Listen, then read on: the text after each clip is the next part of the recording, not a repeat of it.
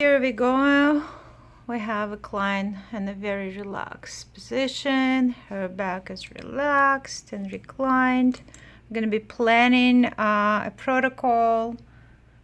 This is for ADHD protocol. So we have here we scientifically call it F3 minus F4. And we're going to do it 12 to 15 hertz. And the goal for this one, we're going to be inhibiting certain brain waves and rewarding this brain wave with this percentage. And then after that, we may do something different. We could do prefrontal cortex, which is also very good for this protocol. And we're going to reward it and inhibit the same way. So now the treatment will start. So we'll start the session. I'm going to use this game, Space Race.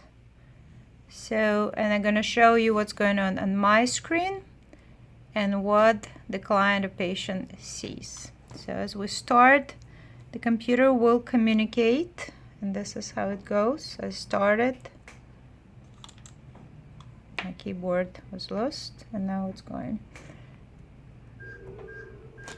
So as you could hear the beeps, for the consciousness of the brain, it's kind of means absolutely nothing. For the subconsciousness, it's a direction where the brain is doing the work. Brain is trying to do the best by hearing more beeps. The question is why the human brain or any animal brain that we're trained wants to hear the beeps. It's still unknown. However, by trying to hear the beep, we're achieving what we need to achieve. So right now, what we can see, we see beta, like we have different brain waves, and this is the frequency 4 to 7, 8 to 11, 12 to 15. So we have theta, alpha, beta, and high beta. So to speak in English, this is relaxed wave, thinking wave, and anxiety wave. And what the computer does is the computer rewards thinking brain wave with this percentage and inhibit very relaxed wave, this relaxed wave, and this anxious wave a certain percentage. And as a result, it manifests in this screen. We could see it this way, so we could see where is what brain wave. And as you could see, the brain is doing stuff by trials. So in order to hear more beeps, one of the brain waves will go either up or down. And this is how we achieve the results. This is the tabular picture. And what we want to see like a triangle over here. People also call it like a Christmas tree. We want to have more on the bottom and minimal on top. So like a triangle like this.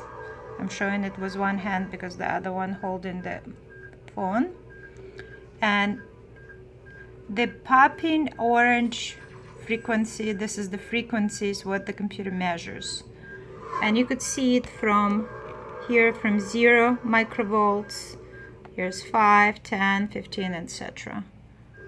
So, and here is going to be the final result, which is statistically going to calculate how far from standard deviation, which you probably learned in your statistics class, how far this particular measurement is. So it shows you the low, the high, and the average, and by the end it's going to calculate standard deviation. So the first period is finished. It's usually 3 minutes. Now we have a few seconds break, and we're going to start it again.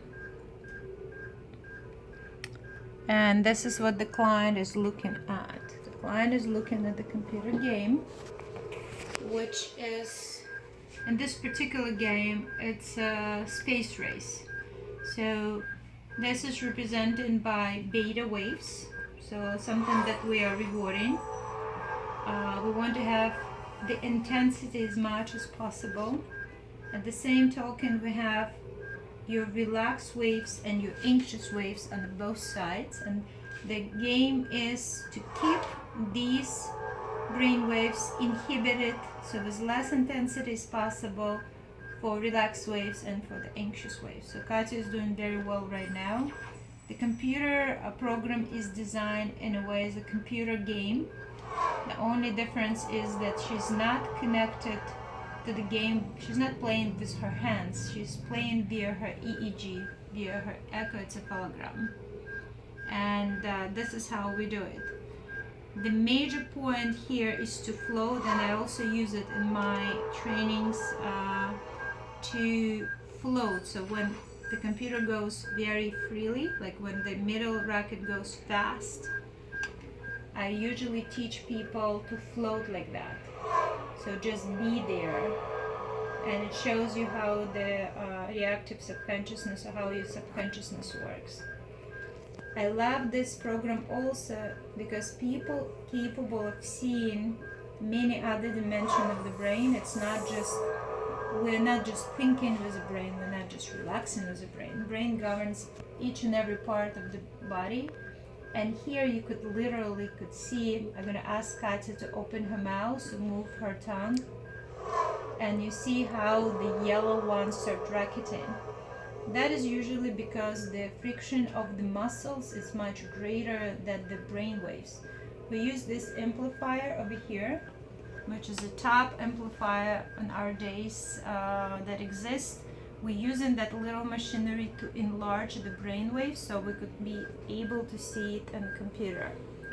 So how the neurofeedback works, what are we doing actually here?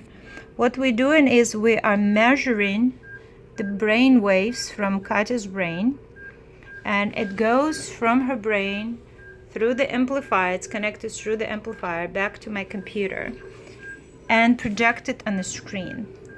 You would ask how we could make it better or worse, or how we could improve whatever we're doing, and the answer is, all I can do as a neurotherapist, I could open or close the threshold. In other words, I could make this game more complicated or easier by simply either opening this threshold or closing it. And you could see it in the color. In order for her to get her beep, which is, she's very persistent and she's hearing it often, she needs to keep this EEG waves inside the threshold, this outside, and this outside. And you could see when it's red crossing like this, it doesn't count. For this microsecond, she didn't get a beep. And here you could see green. For all of this green, she gets a beep.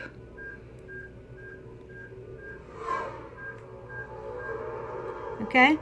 I could also show you this with the other game. So we're gonna stop this.